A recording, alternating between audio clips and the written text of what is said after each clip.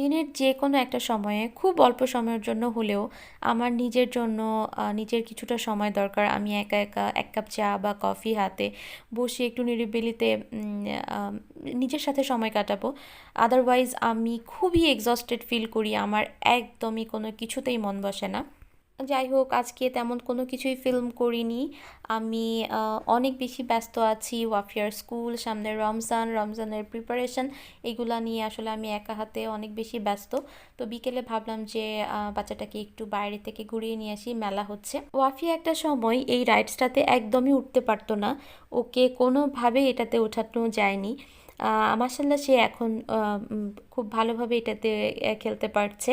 আসলে বাচ্চারা কোনো জিনিস নিয়ে ভয় পেতেই পারে, তাদের উপরে আস্থা রেখে সেই জিনিসটার ভালো দিকগুলো তাদের সাথে তুলে ধরে এইভাবে তাদেরকে আমরা উৎসাহিত করতে পারি।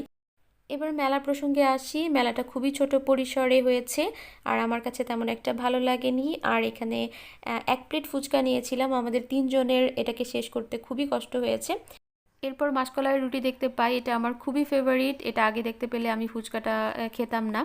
যাই হোক, একটু ঘোরাঘুরি করলাম, দেন বাসায় চলে এসেছি। এই ছিল আজকের ছোট্ট ব্লগ। সবাই ভালো থাকবেন, আল্লাহ হাফেজ।